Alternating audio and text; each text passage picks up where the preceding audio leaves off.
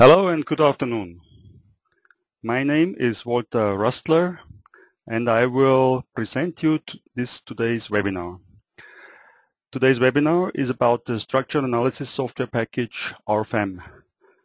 I will give you an overview over the modular software architecture in Dlubal in general, and we will also do a hands-on workshop in modeling, designing and printing a simple project. Before we start, I'd like to explain a little bit about Dlubal itself and the software. The company Dlubal is in the business over 25 years now and is very well known for RSTAB and RFEM, which are the two main programs, structural analysis programs, that we provide for engineers working in mechanical and civil engineering. The main program RFEM that we will talk about today is designed for calculations of any kind. It's a multi-purpose finite element software.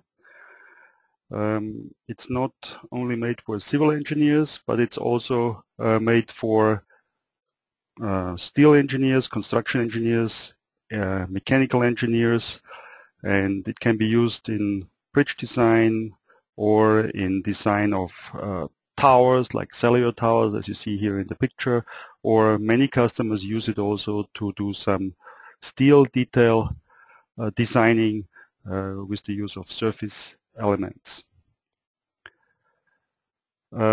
It's also possible to do glass parts, for example, or timber parts, timber framework. It's not bound to any material, so it's a general finite element program.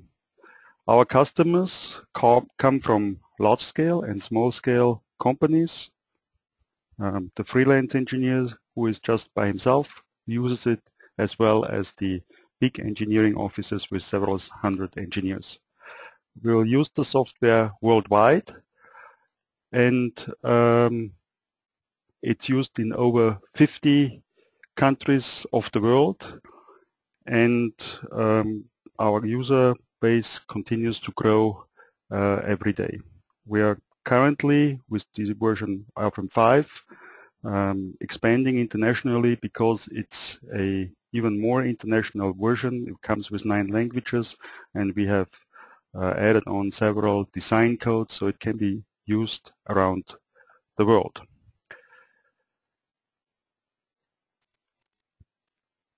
Before we start with the live demonstration, I would like to explain a little bit about RFEM itself and about the software concept. I will not do this in future webinars, so I will just do it once now. So for those of you who see it the first time, understand how the software is designed and how it is to work with the software in principle. Dlubal Software comes with a main program. In this case, it's RFEM in version 5. The second main program we have is RSTAB in version 8, which is very similar to RFEM, but it has the limitation that it's only usable with beams. So you can do frame structures consisting of beams and columns and struts and so on, while RFEM also includes surfaces, solids and walls, plates and so on. You can analyze with RFEM. The main program is it's the core of the Dlubal software, and it can be equipped with a variety of add-on modules. And the main program allows you to graphically or numerically model any type of structure. It will be enabling you to enter loads and load combinations. You get then, after the analysis, internal forces, deformations, support reactions, and you can do all the printing inside the main program. It is the container of all the add-on modules that then deal with certain specific topics in structural design. you can do a steel design, concrete design, timber design. We have various codes implemented, so you can use it in many regions of this world. We also have powerful dynamic analysis options that allows you to do, for example, a seismic design, or if you have some rotating masses somewhere in a plant or a mechanical engineering problem, you can also run a forced vibration time history analysis, for example. We have connection modules for steel and timber connections. We have a special module for glass design that targets the special issue in glass with laminates, different laminates of glass layers, and also, for example, things like climatic loads, insulated glass design. It's possible there. Then we have a variety of tower design modules that allows you to rapidly create lattice tower structures, including wind loads, including loads, for example, like on mobile antennas, and also we can use it for power line towers that are now redesigned in Germany, for example, due to the renewable energy topic. Another thing are construction stages. If you have multi-story buildings, you might have to apply a stage construction. The history of the building, how it is built and growing towards the sky, plays an important role there, and you can simulate this within the software. Very powerful tools we have in the buckling analysis topic, where we can do a geometrically nonlinear calculation, including an imperfect structure. That means you can, for example, use a buckling mode as an imperfection. You scale it and you run an analysis according to theory second or third order, and then perform a stability test by means of stress analysis. In the North American region, this might be called also direct analysis method. So there is a variety of typically engineering problems we target with each module, and it makes the whole package a very complete integrated software application that is useful for a big variety, a big field of engineering. The advantages of this software concept is that you can build your own package. That means you don't have to get the entire amount of modules. You just pick out what you need and when you need it. It makes you also flexible. If you have the use, maybe not today, but you don't know what's coming up in 5 years, you have most likely an application that you can extend and expand to future projects that you might get on your desk. Nevertheless, everything is integrated. It seamlessly integrates into the main program and takes care that all the data is exchanged while it is entered or changed in the module or in the main program. So when we go to design, we automatically know what type of material sections and so on we have there. When we change something in the design process, we change a section, it can be updated with the main program. And we can use seamlessly, for example, buckling modes in the main program. We can use all the data for the printout report in the main program to compose an entire printout report that includes the full design and the design options that we have. I'd like to summarize. RFEM is the basic container of all the modules. It takes care of generation and creating the models, the load cases, load combinations. It will lead to internal forces deformations, and this is the basis for all the design modules that are additional modules. There are also some modules that take care of generation of structure, or for example moving loads. We can run a train over a bridge, for example. So it creates rapidly input data for RFEM. So it makes your life easier when you model inside RFEM.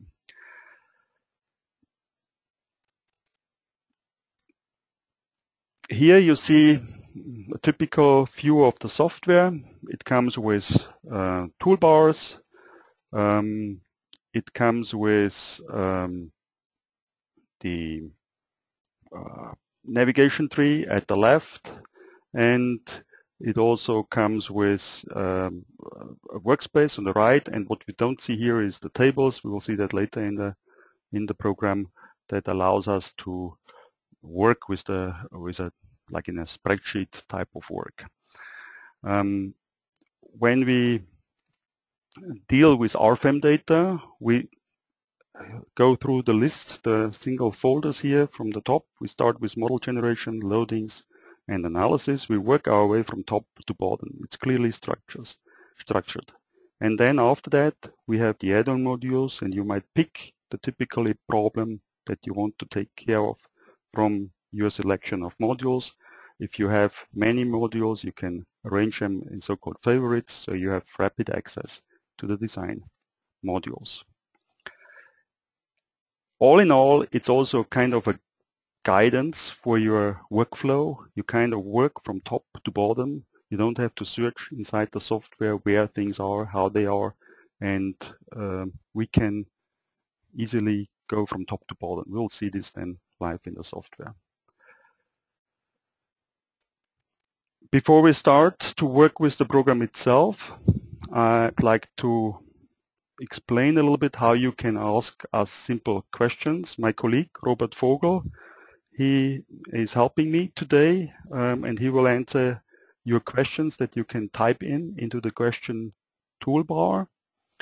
And you just, if your toolbar is hidden, you click on the red button here, and it will show the control panel, and then you can ask your questions here in the question toolbox. And my colleague, which I want to thank for his help, Robert Vogel, he will answer them during the webinar. If he is not able to answer all the questions, we'll follow up on it during the next hours, and maybe tomorrow it should be all done. If you have more detailed questions, things that are more complicated, that cannot be answered in a simple, short way, please be so kind and direct them to our hotline. Hotline@dlubal.com is the email address, and we will then take care of it this way.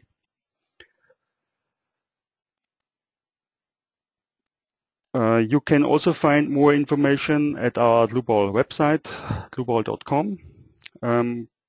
It contains a lot of helpful things, including manuals, trial versions that you can download. I also like to point out our social media pages that you can visit and access from our website. With this, you can follow us, and we post almost every day news about the software, little hints about the software. We'll take a look at this later on. Now I would like to change to the software and work with the software itself. And I'd like to start a new project. You start a new project using the file new command or new model command, and you have to enter here a model name. I can use just some kind of number, or I can use any name. I can put there description, for example, my project, and you can assign a project name to it. A project name is kind of a container for multiple files. If you have one building, one project, you might just one model, you might just use several models to work in one project. You can kind of collect them inside a project, and the project has a name and a project description again, which will be also shown in the printout documentation. The type of the model that we are using is in this case a 3D model. And here we have already another thing which is important when doing structural analysis. You have to deal with codes. So we can select, if you want to, a code at the beginning of the modeling. And there are various codes inside. Everything you see here is content of the default RFEM basic version. So these combination tools are part of the main program already. In this case, we choose Eurocode. We have here then national annexes that we can choose from.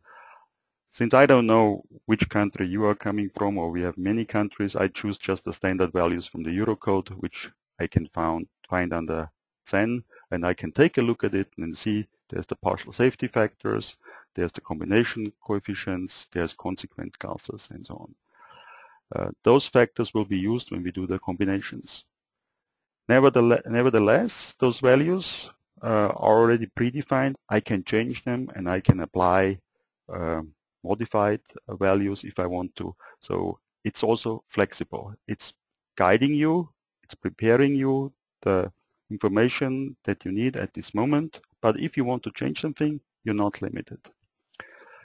Okay, we're using Eurocode and we're creating automatically combinations, load combinations, which will be, we'll see later this type of combinations we have there. I'm also using a template that gives me some setup that I typically want to use that allows you to set up, for example, materials, cross-sections, and other content. Okay, with this, I'm going to start my presentation, and I have a new model, a new workspace here. We see here the navigation tree. We see here also the tables that are here that were hidden at the beginning, which resemble just what I said before in the PowerPoint. We have here the model data, nodes, line, materials, solids, and the same thing is here, node, line, materials, solids. Wherever you work, wherever you enter some data, it will be automatically updated in those tables or in the navigation tree here. Doesn't matter if I do it graphically or numerically, everything will be synchronized. And then after that, we get here to the loads, results, and down here we see the add-on modules. And there's quite a list of modules. We will not be able to show all of them today, but we'll pick some most important ones. And the same thing is also here. You can work your way maybe from left to right. You start with node, lines, members, and so on. But I will explain most of it while I'm working. And I'm doing now a small project consisting of several frames, like a framed building with a little bit of a concrete placement below. So I can show you the principal way how to work with steel design and concrete design. Okay, we'll start based on this grid that we see here. The grid can be adjusted, can be in different distances, can be polar, can be Cartesian. It can also be even so that you can import DXF layers and so on. We will cover this in further webinars. Now I start just with nothing. I just start with plain RFEM and I model my first column. I start here with creating a new member in a single mode. I get a dialog. I select the member type, which would be beam. I create a new section. I just fill out the dialog. It's quite simple. I get here my wide flange beams, for example. I can pick it from the library, and I pick myself a cross-section of size maybe 360. I assign a material. I also have, of course, a material library that I can choose from, which can be categorized according to material code and so on. As I use the template, I have already steel as a material preset here.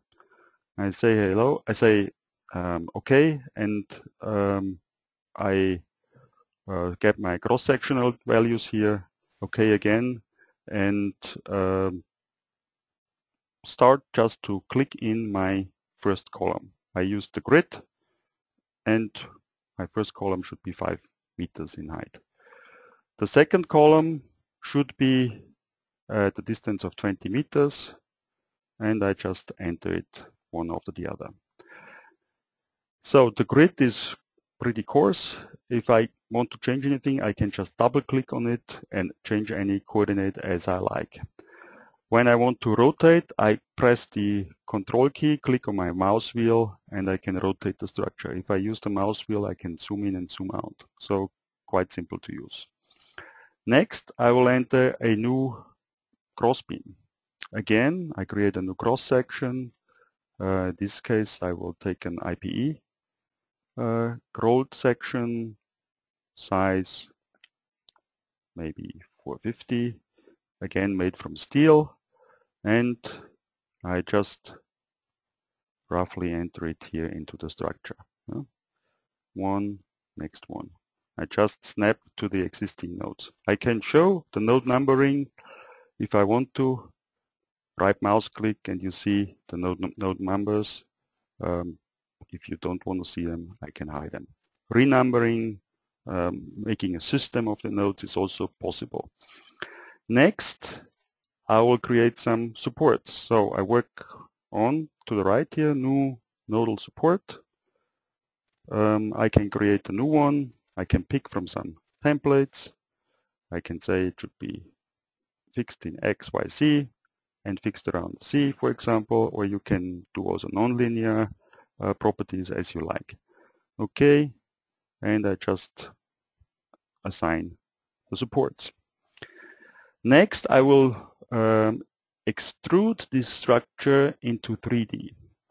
It's a very important feature of RFEM, copy and move. The way you work is always that you select something and then you decide what to do with it. So here are some manipulation features like move, mirror, copy, and so on. So I'll move and copy at the same time. That means I create 4 copies in the distance of 6 meters in Y direction. You see the Y direction is here. And I have additional settings. I want to create lines and new members between the selected nodes and the new copies. And by doing this, I quickly can create a 3D structure. And right away I see it. This is important. It is very, I would say, intuitive, very, what you see is what you get, like, I would say. So, I've seen I made an error because there's a cross beam here that I don't like. So how to handle this? Well, you just select it from right to left. We call it also crossing. It's selected, and then you can use the delete button, the delete key, and delete it. Now, if you want to change something else, you double click on the item and you can change everything at your fingertips. Next, I don't want to see the grid, I hide it. And I want to create some new crossbars because the distance from here to here is not is too long. I need some extra crossbars to stabilize those main beams. So I can do it the same way. I create a new beam, a new cross section again a wide range cross section made from steel. Okay, but this time I'm using not a general beam element which has 6 degrees of freedom. I use a so-called truss only N type, which means it has releases on both ends and it can carry only, or they can show only axial loads. Because it can show only axial loads, it's not allowed to load those type of members with a cross load, like a linear load or so. It can only have an axial load. So this will help us when we apply the loads later, because I have then to decide which beams will carry load and which not. So we remember releases and no cross loads. So, okay. And after that, I can select either a snap point, or I can select I can select even a node, or I can select a snap point. The center of a beam will be found automatically. So I can go from here to here, and you see here I want to have a perpendicular connection. So if I do this, it's all automatically in the same line, in line with the crossbeam. Next, I do it again. If I want to repeat the last step, I just can enter, can press the enter button, and it will do the same thing again. Okay, and I can snap again to my members. You might have noticed that there's no connection, there's no intermediate node. If I want to correct this, in order to transfer the forces, I use the connect lines or members tool. And I just draw a rectangle around the structure and it will automatically connect. Again, I want to change also those outside crossbeams to the same type here. So I can either click on each individually, or I can do it more clever. I can say, okay, maybe I have thousands of those members, so selecting them individually will be quite time consuming. So what to do is I use the edit, select special tool. Here I can select members that are parallel to each other. So I pick a particular template member, and all the other members that are parallel to this member will be selected. Now, since I have the selection, I can do something with it. And for example, I can edit everything, and I can assign members, member types, releases, and so on. Well, which one to use? Well, I want to have the same like this one. So I just pick this template. And then everything is taken over from this template, and by clicking OK, it will be automatically assigned to all the other members. So it doesn't make a difference if you have just 1 or 1,000 members. It's only a few mouse clicks. Voila. Next, we'll need some bracing. Otherwise, it will kind of fall over. We have no stability in longitudinal direction. I'll use the tool called Generate Members. There's many other tools like tapered frame, 2D truss, grid, columns, roof, 3D frame, hall. We can do this actually within a few seconds with the 3D hall generator, but then you wouldn't see so much. So I'm trying to do a manual work so you can see how we can work with RFEM. So there are many generators for staircases, for example, arcs, circles, that are already coming with the base RFEM version. And one tool is bracing in cells. And here I use a member type tension only. I need a new cross section for the diagonal bracings. I go to the library. Here you see the full range of the library. There's rolled parametric sections, timber section, built-up sections, and I want to have a bar. You see that we have different codes, different manufacturers. I've prepared a favorite group, and in this favorite group I only see what I want, the one that I want to use, and I can hide all the others. And here I just select a round bar, diameter 30, material steel. Okay, and then I can pick virtual lines. Virtual lines are something that will connect automatically. It's already actually done. It remembers it from my last work. I can pick those lines here and create an enclosed cell from the columns here, because as you see, the cells for the potential cells for the diagonals are found from the structure. But if there is no boundary member on the bottom here, it will not find it. That's why I have to have this virtual line. And now I can just pick the cells I want to have the bracings in. When I pick those, I can use my window again and click OK. And here we go, and we have our bracings in there. The same way I could do it also manually. It's not a problem. I just use this generator at the moment. We have here a rendered view. It's transparent. We can do also a line-like view, wireframe view, or we can do a full rendering view where it's then not transparent. If you don't like any of this, and for example, if you work with the wireframe type, it's possible to use the display navigator, which is a second tree here, and you can select the member topic here, and within the members you can say I want to see the cross-section outlines, so I see exactly how the cross-sections are oriented in the structure. Okay, next I'll need some columns here. I forgot to model those. Well, another really outstanding feature of RFEM is that you can use the drag and drop functionality. You select something, you use the control key, click on the selection, wait a little bit, and there will be a plus symbol. And then you can just drag and drop the columns or the objects to other locations and glue them on there. Yeah? Again, at the same time, I can edit the coordinates, double click on it and say, okay, I want to have it on level 0. Okay, multi-selection, everything will be on the same level. Also, I want to rotate those columns. I double click on it. I say 90 degrees. I can use, for example, apply, and you see how it will rotate. Also, I want to have a new cross-section. So I can use, again, my library, and I want to have a smaller one. Okay, okay. And I want to have, if I apply again, you see the cross-section will change. I want to have releases at the end. I create a new release.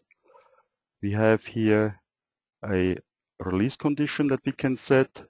It's releases by default the bending moments about the main axis. You see here axis coordinate system in the image.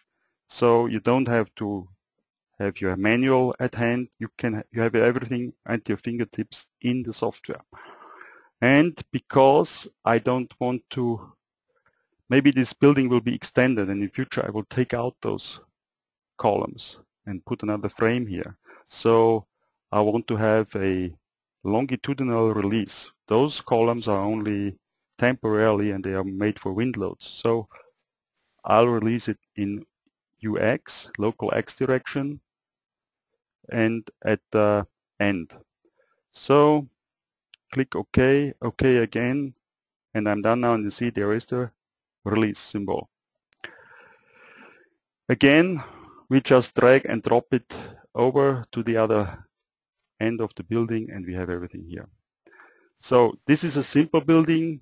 Once it gets more complex, you will like those features, drag and drop, and double click even more. Okay, before we start the analysis, and before we keep on with loads, actually, keep on going with loads, I'll put here some concrete basement on part of the structure. I can create here a new rectangular surface. This time I use concrete as my material. I enter the thickness of the plate. It's a standard plate. And I'll draw a rectangle just roughly here in the structure. Yeah? You see here, there's my base plate. Because I have a base plate here, I don't need those supports. Just as simple as that, I select them, delete them with the delete button.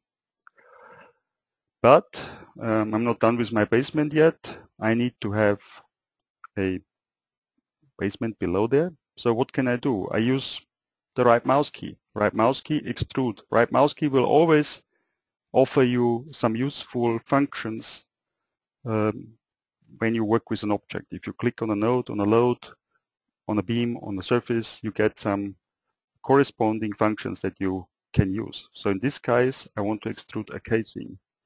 And the casing means I can extract something from the current selection, and I enter here 3 meters. I click OK, and I have a casing from this surface. I also can do following. I can select the surface. Somebody might just be used for to Control C, Control V, copy paste. I use the Control, excuse me, first I have to copy it, Control C and Control V function. Select here where I want to copy the selection. Okay, and there will be another surface at the bottom. This surface needs to be supported, so I edit it, and here I have the characteristics of the surface.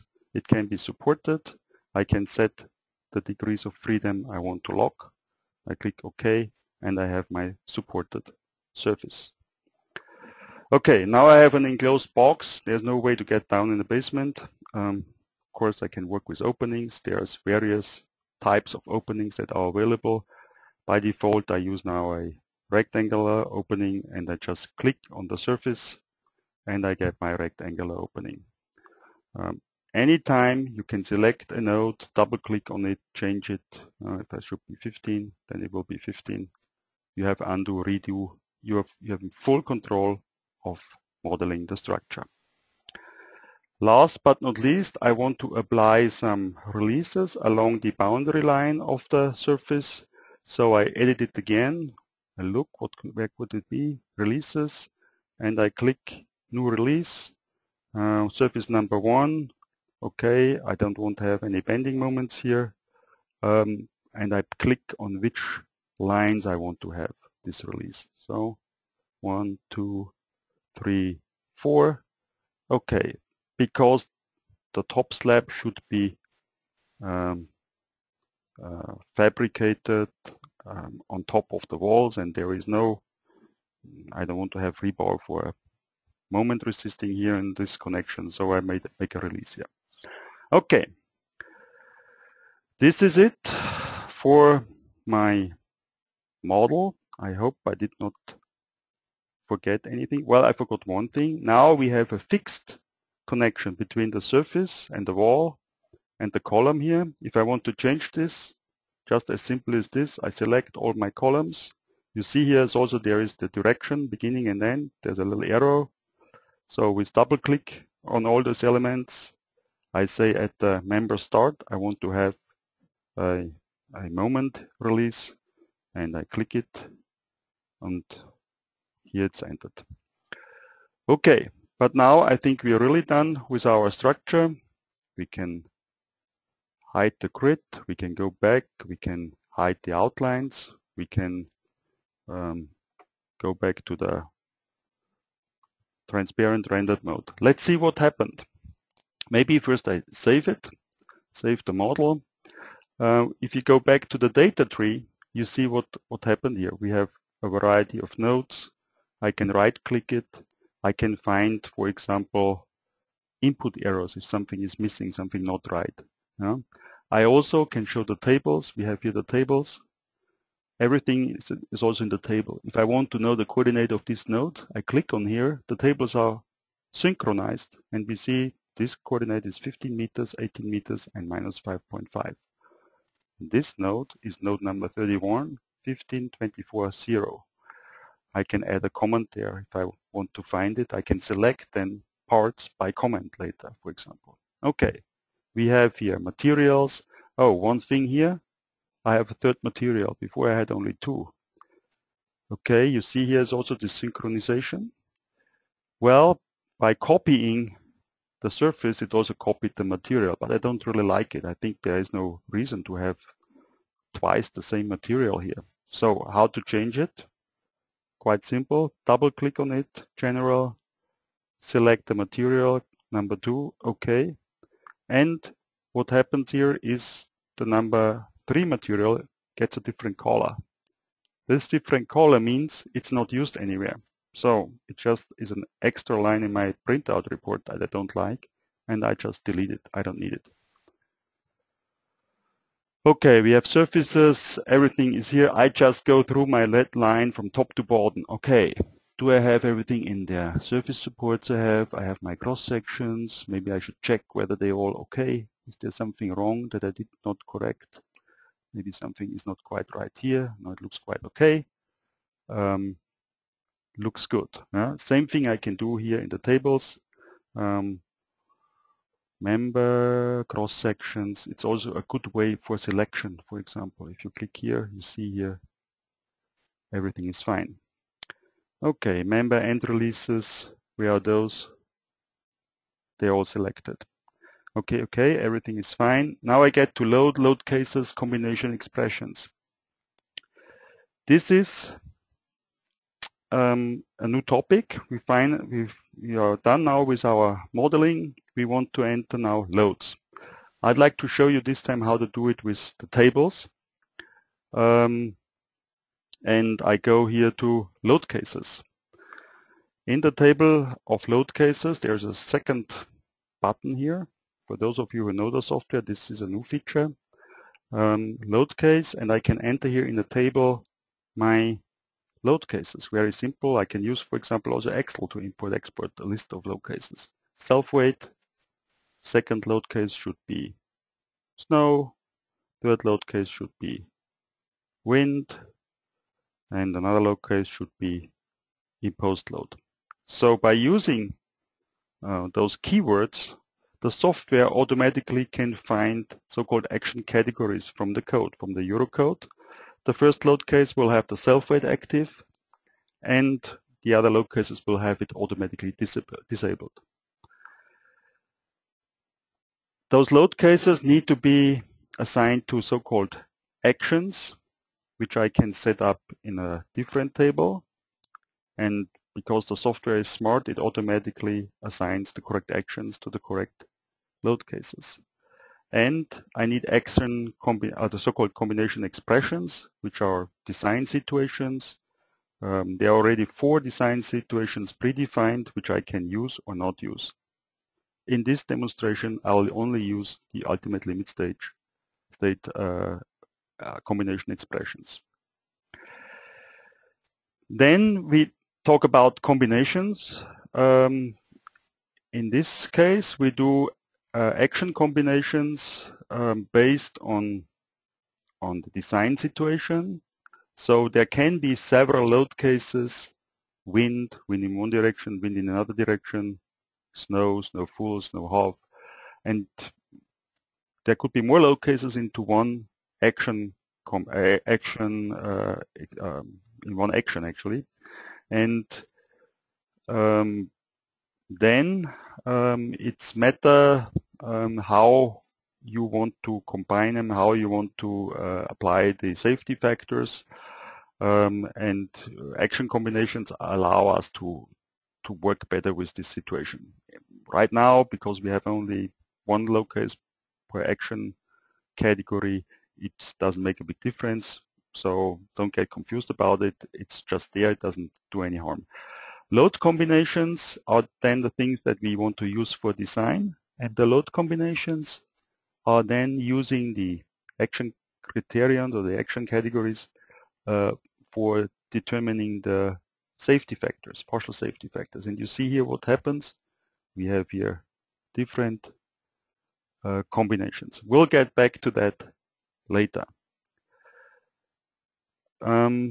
Now I'd like to enter the loads because we have only the combination scheme. I want to work with loads now. Okay. We have here load case 1 that I set to active, and now I want to enter a self-weight load. Again, I use a tool called generate loads from area loads on members via plane. First of all, I have to select the magnitude, 0.3 kilonewton per square meters, and I have to select the surfaces. There's one surface here. Okay. Actually, let me go back one more time because I want to delete everything which was from previous input. It remembers the input because you might want to change it. You might need this plane definition for the additional load. So you can easily just enter the load magnitude and apply it again. But I show you from the very beginning, I define one plane and the second plane. I just need to select the boundary nodes. And you see all the red marked members are loaded. The other cross beams are not because they are of type truss only N. I don't have to deselect them. I could do so if I wanted to. There are different options here, but in this case I don't have to. Okay, we have here load distribution or load direction. It can be in all different types.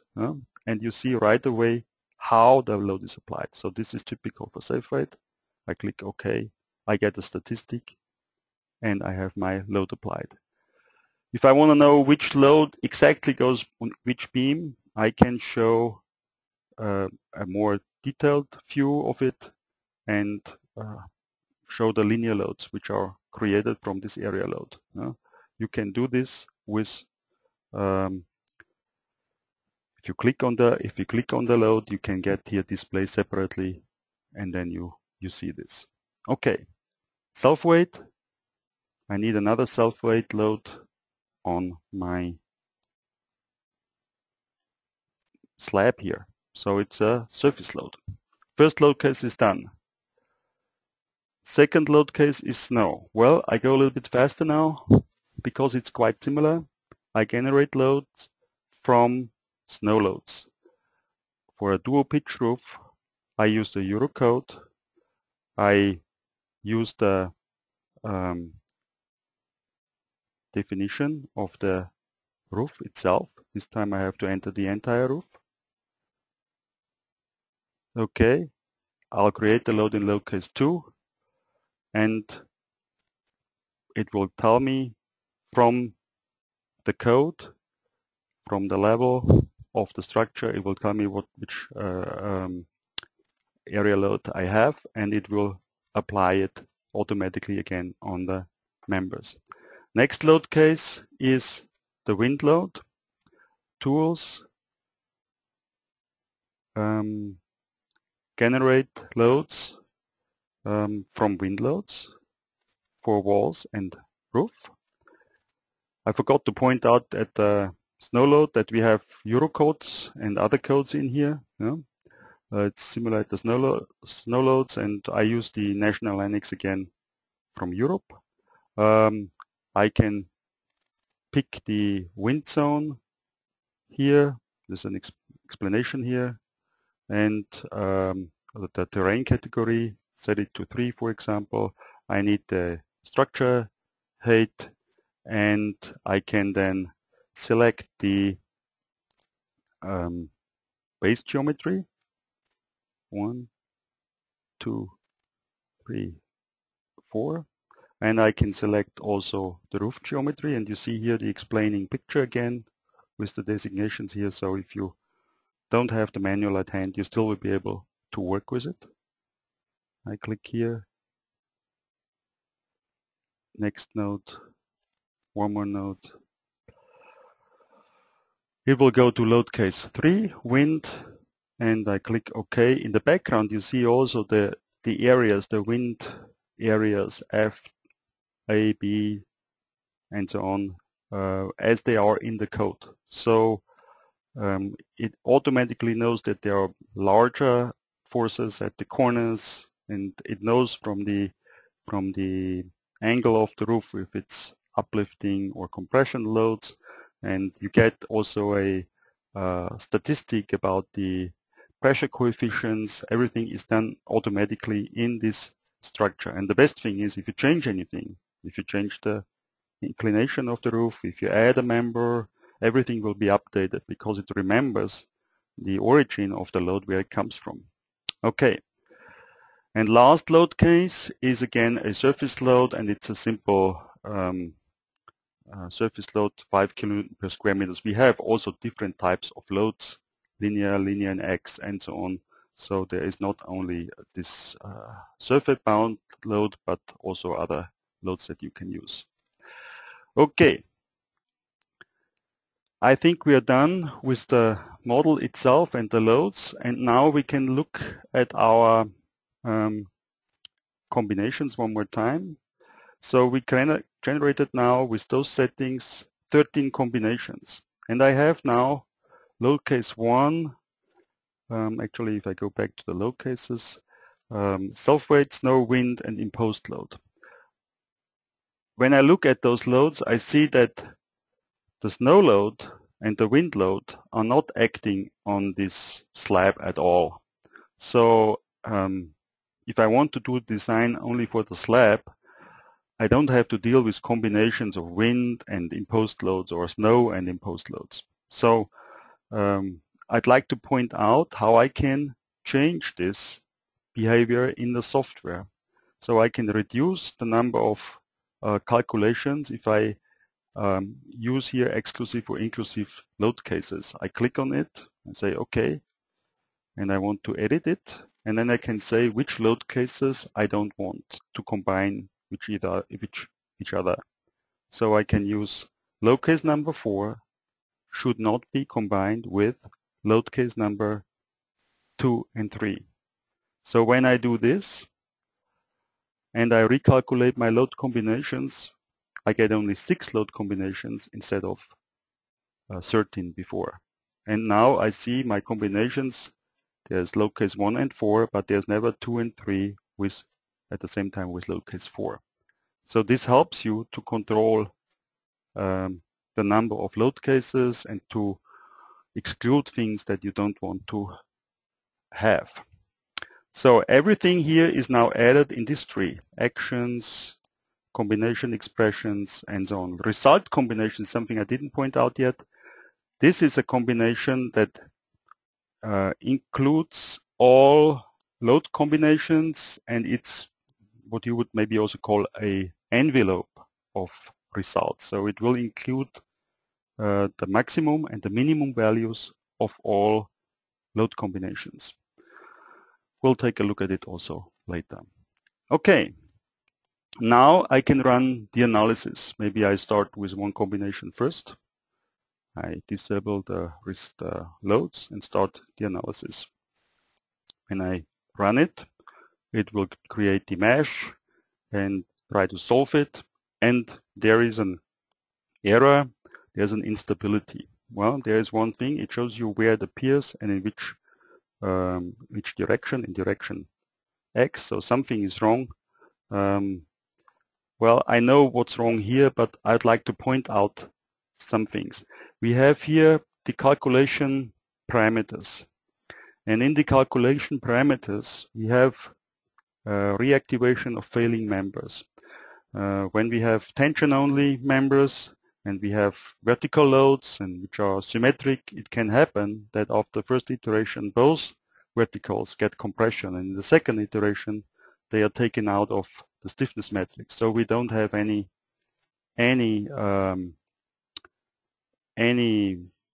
stabilization. So the reason why this is here is because I made those tension-only members too weak, and I changed the number here, and I try to calculate again, and I will see then what happens. And there's another problem. Maybe I did something else wrong. Oh, I notice here there's also missing a support here. So I deleted another, accidentally another support. So I should change it. So I use the hinge support here, or the one I defined here actually, this one. Okay, and I apply it here. And now I think I should be okay. Calculation again.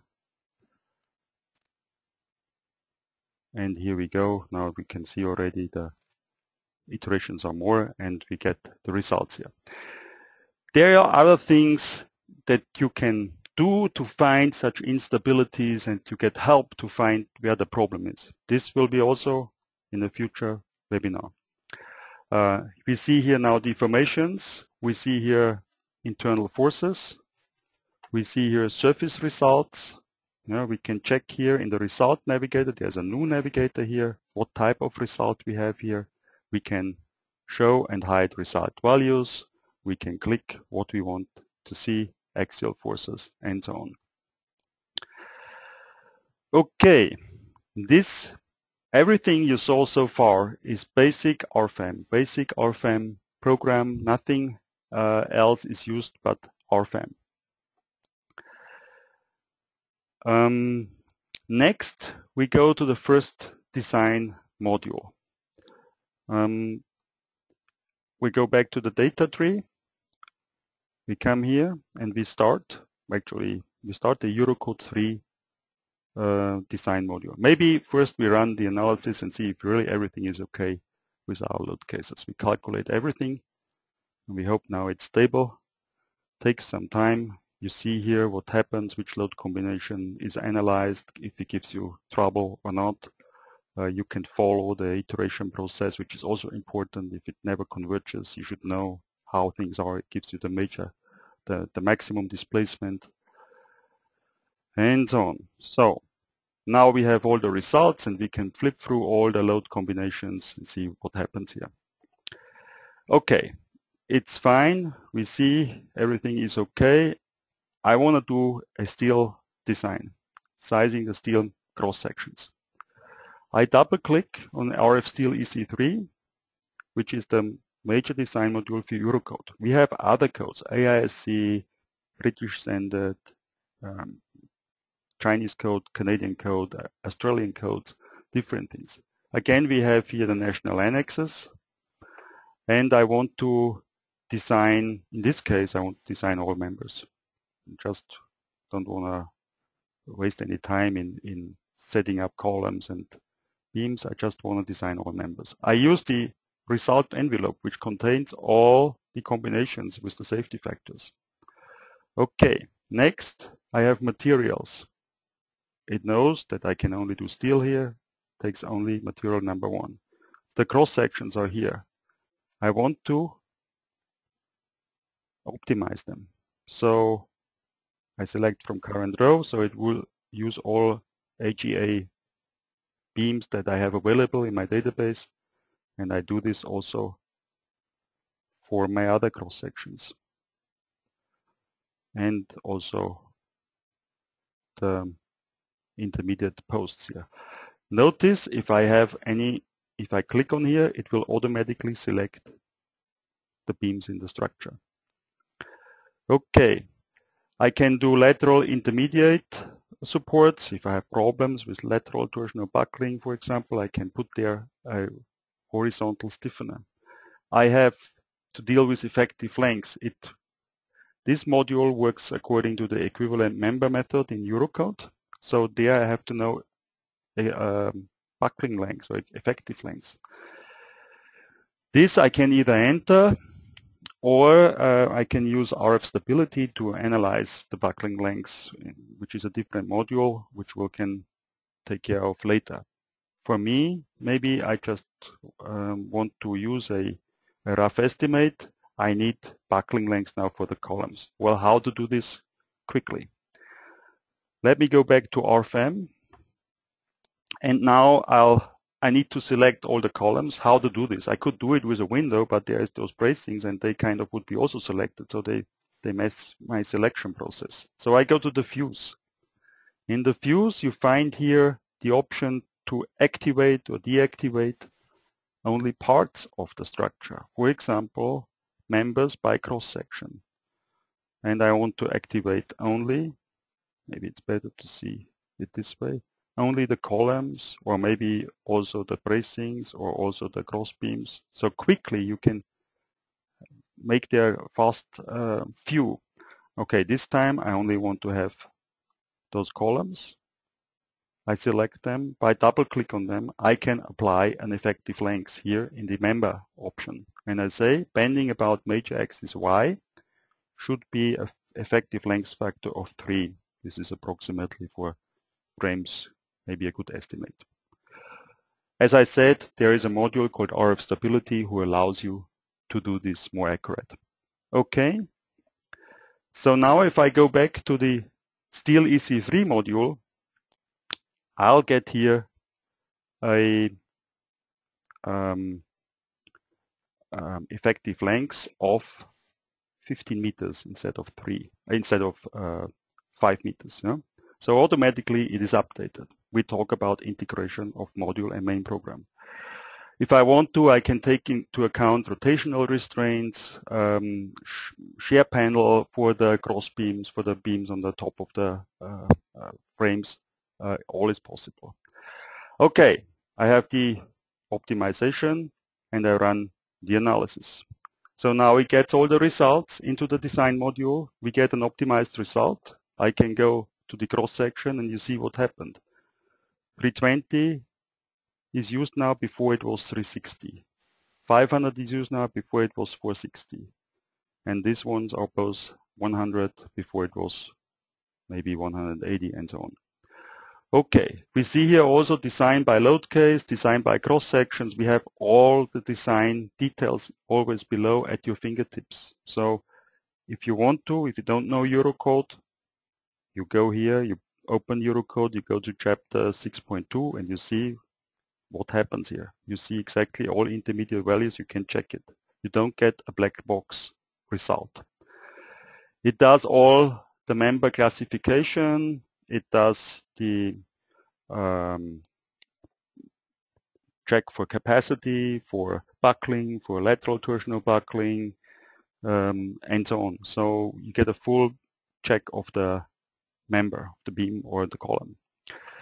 Okay, once I'm done, I update all my cross sections in RFEM, export all cross sections to RFEM because internal forces may change a little bit by self-weight, stiffness changes, and so on, and we can analyze with the new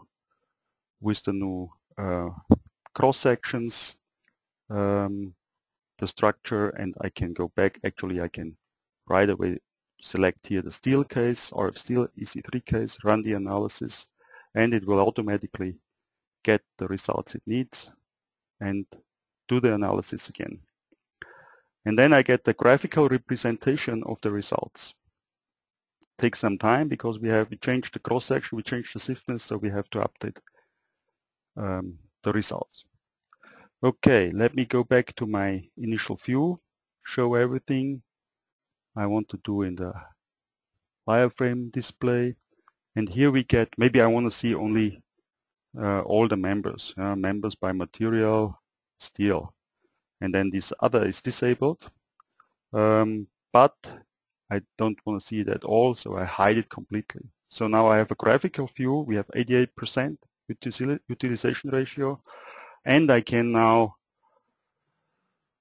go back and show here display maybe a little. I want to see some color, so I go here into the results, members without diagram. Something like this would be good for the printout report. This graphic I want to print. I print it with a full page into the printout report, and I want to see it right away. Afterwards, it opens a new printout report. I'll choose from a template I've created before where I did certain selections of what I have in there, and I click on OK. So it will open a new printout report for me and build the chapters at the left. Follows the same rule: model, nodes, lines, materials. We get a nice graphical preview of the results, and we have here my graphic that I wanted to print. So we can look at it quickly. If you want to, you can navigate to a certain chapter. You see it, you can go in, you can zoom in, and you can read, check your printout report. It also comes with an export option to 3D PDF. Sorry, not yet to 3D PDF, to export to a plain 2D PDF. 3D is something we are talking about now. Maybe we have this in future. It comes also with different languages. For example, I can set the language to several different languages, including Italian, Spanish, Russian, Czech, Polish, French, English, of course. So you can work in different languages and print in different languages independently. Okay, I'll close my printout report. Looks good so far. And I keep on working with my design. I'll still miss the concrete. Quickly, let's do the concrete. This time I select only the concrete and I hide the other stuff. Okay. Quickly, we do the concrete design of the slab. We select RF concrete surfaces, which is the concrete design module. We select the ultimate limit state. We choose again Eurocode. We go through to the materials. This time we have surfaces and reinforcement. So it's quite the same way. You click yourself through the tables, fill out the tables. I don't want to design all the surfaces. I only want to design one surface, which is the slab. Okay. I can check the cover. Maybe I want to do it according to code and to exposure class x2, x3, xt3. Okay. The cover will be automatically entered here. I can put there a basic provided reinforcement if I wanted to.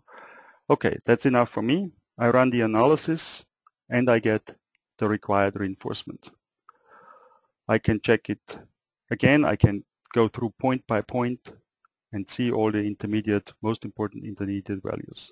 I can go in the graphic and show the graphics of RF concrete surfaces, and I see here a new result tree, one direction, the other direction, the bottom direction, and so on. It's quite a lot of reinforcement. I think I need to change something in the structure. Well, let's put another intermediate wall in here. How to do it? Quite simple. I select the line, drag and drop it over here. It will delete the results. I move and copy.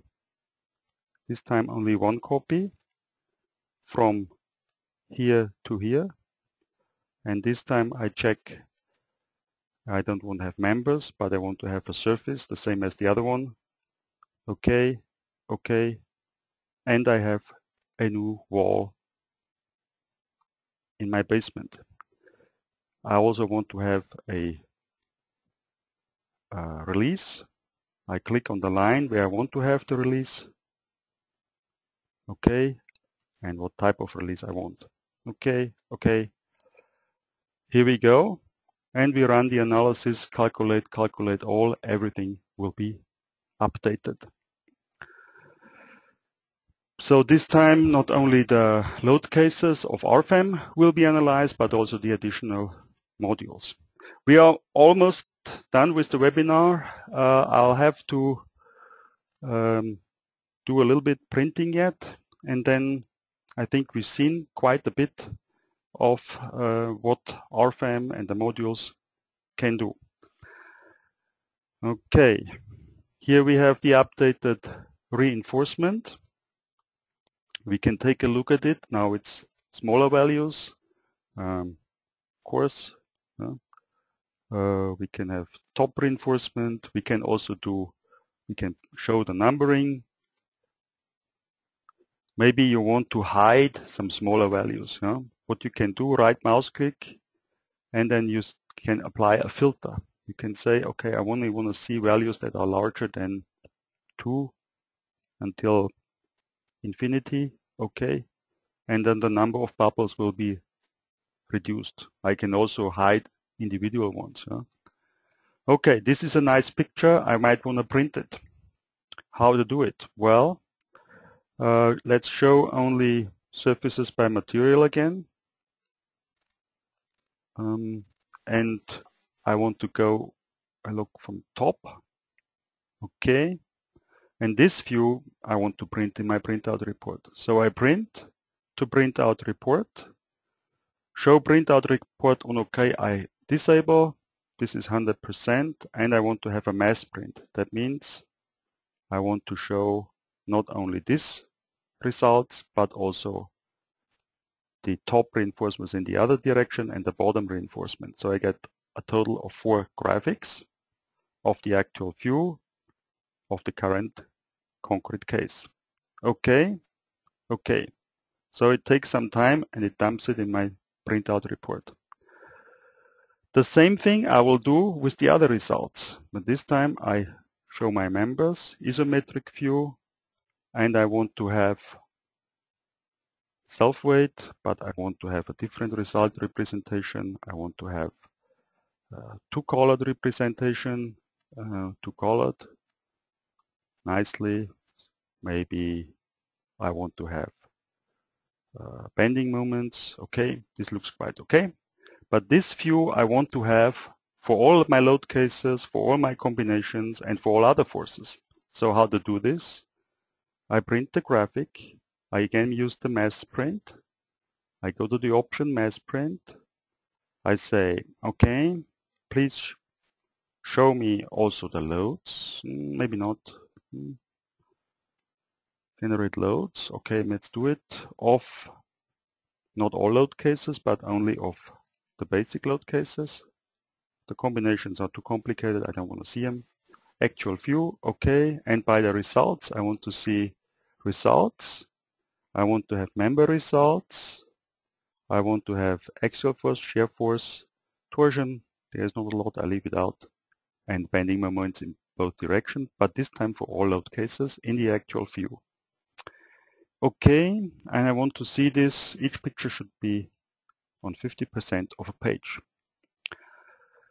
All right, we do this, print it, and dump it all in the printout report. And then we take a look at the printout report. Now it creates, I don't know how many graphics, because there's 6 load combinations times 6, 36 graphics for the minimum, plus the loads. Everything will be done automatically in the printout report. Okay, here we have in the navigation tree, it belongs to RFEM, printout reports. I can open it, double click on it, and we'll see what happens. So it loads the printout report, and I want to see now my nice graphics and export them to a PDF. So each time you open it, it will update all the pictures. So that means when you change something in the structure, it will also update the pictures. So once you have printed the pictures, they will always be up to date, unless you freeze them, which is also possible. At the time you open it, it will take some time to create all those images. Okay, it builds the result tree now.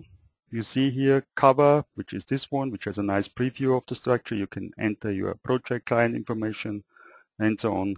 You have the structure, same thing like in RFEM. And here we see all the graphics, which are done automatically. If I click on one, it will go there and it will show me the graphic for this view. We have here axial forces, and then we have bending moments, and then bending moments in the other direction. There's no bending moments. What is it? Y. In this case, in this load case, there's nothing, and so on. So you see a nice preview of all the results. Same thing is with the concrete results, with the rebars.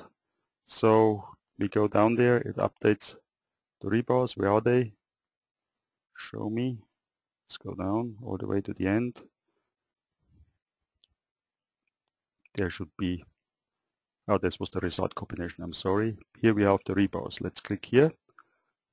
And here we see the picture that we printed from the rebars. Also, you can view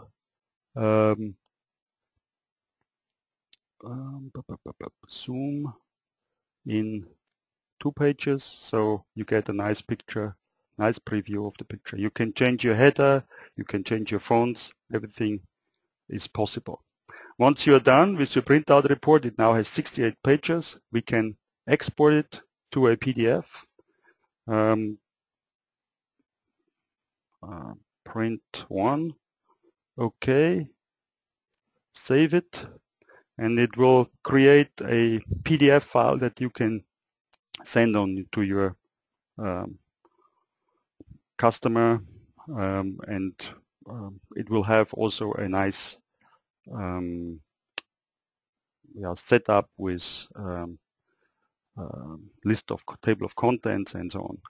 It takes some time until it's created, but we wait until it will show up.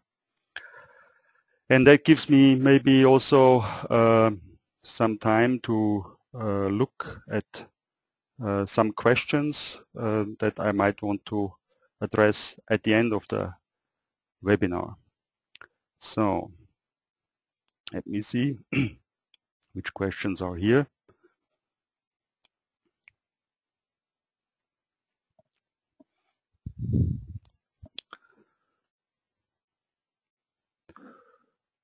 Okay.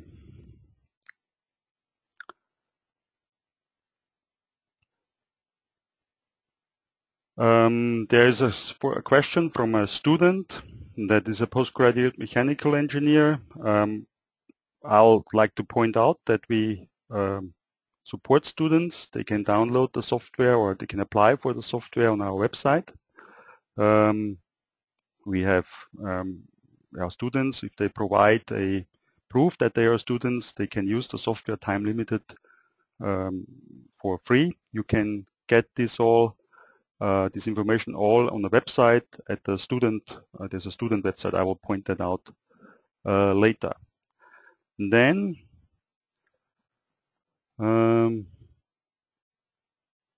as a question, what CAD import capabilities are available? I'll have to show this. Let me see, it's still exporting.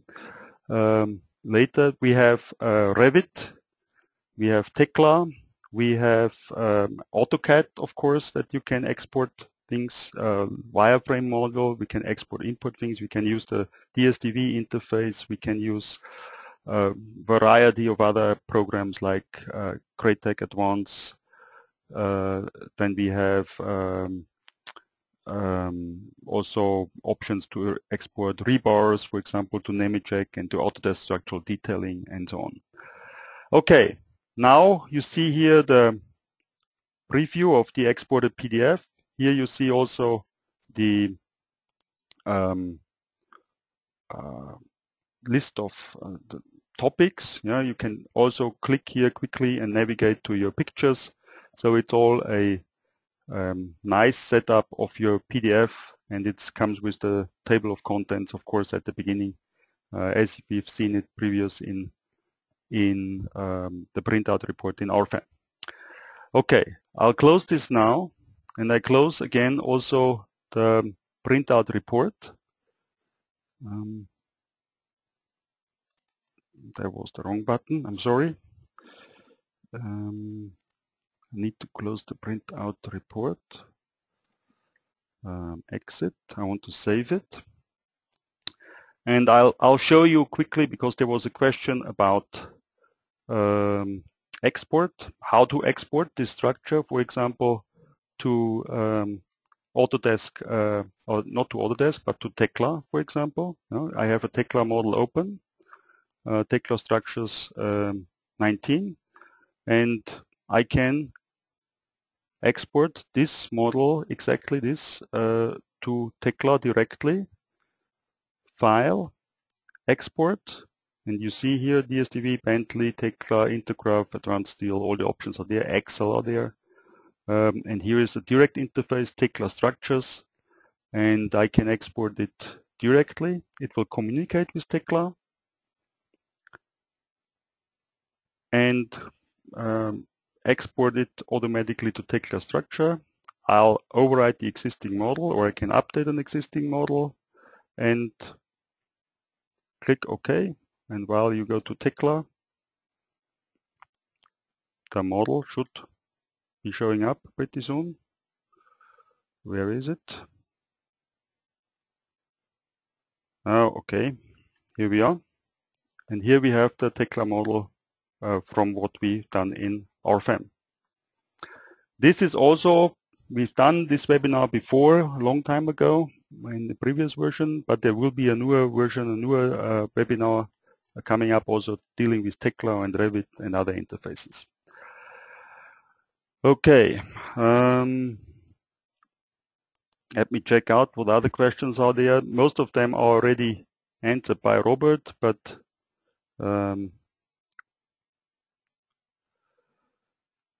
there was one question, what about soil loads on the concrete basement? Well, I didn't enter it because it's a support, it's a rigid support on the basement. In this case, it doesn't make sense really to have a soil load on this plate down here, but of course there can be an elastic support, and then it would really make sense to have loads on there. And okay, let me select it. And then of course there will be internal forces and so on, and then it would make sense to design also this. We have also a module for soil, it's called RF soiling, that allows to generate elastic springs from certain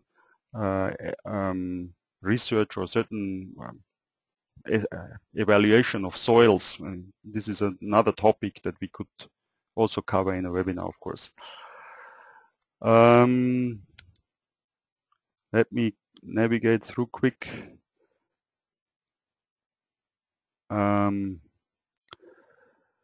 There was question, is it possible to apply wind loads only in a profile areas without cladding?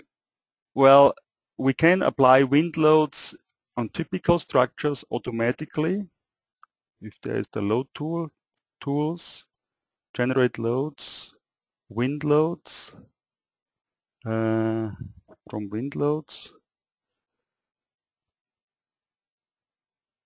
And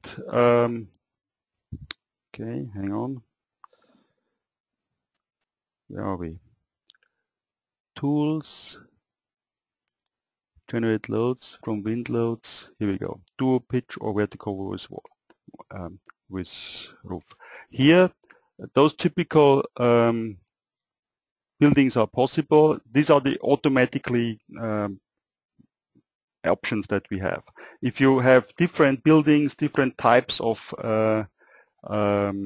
building structures where you need to apply wind loads, you always have the option, of course, to work with linear loads or member loads that can be, of course, trapezoidal or different shape, even varying shape as you like, and you can, of course, enter those loads manually. Not all, unfortunately, not all types of buildings can be loaded automatically for wind. I'm sorry, but this is too difficult problem.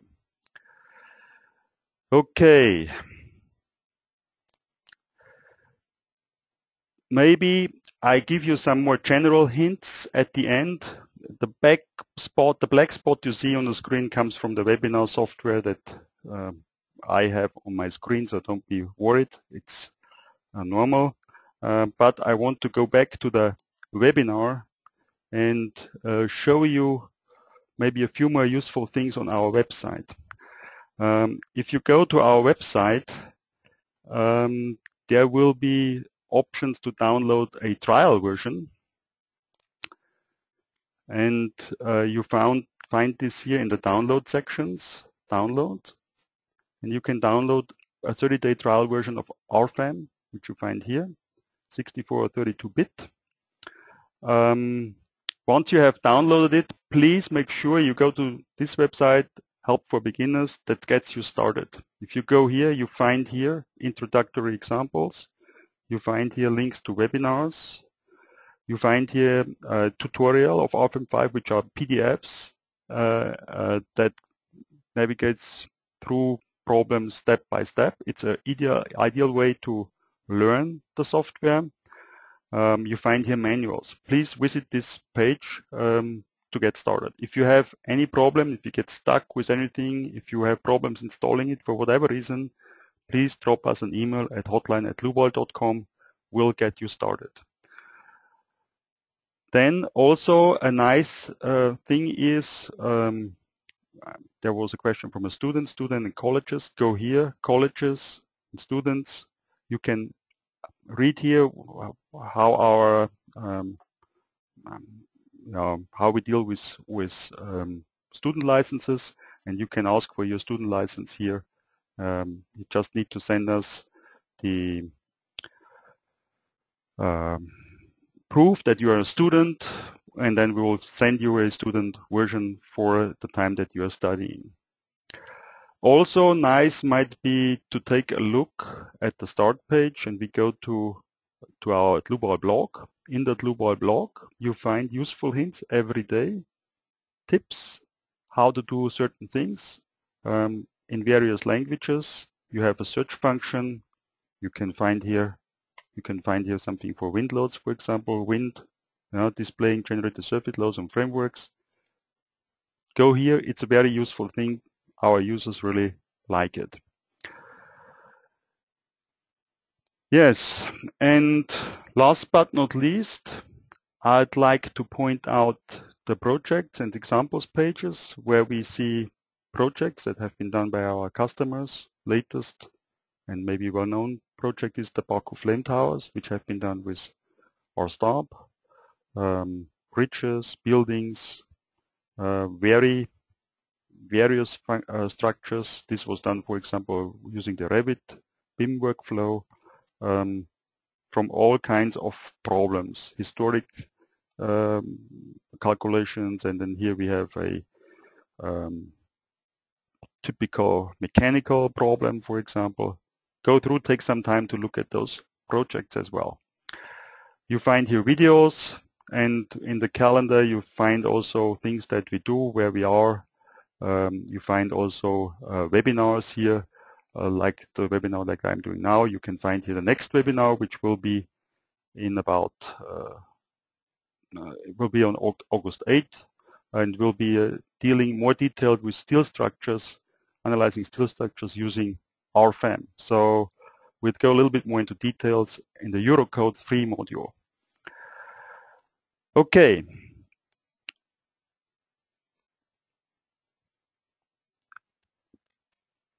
This information I just gave you about the structural analysis of steel structure using RFEM and August 8th. You register at the same website, dlubal.com. Okay, I think I've said quite a lot of things. Maybe it's also a little bit long for a webinar, but thank you for all of you that you stayed here and were part of this webinar. I hope you found it useful, and I'll surely would be happy to welcome you in future webinars. Please don't forget to register. Thank you for your time, and goodbye.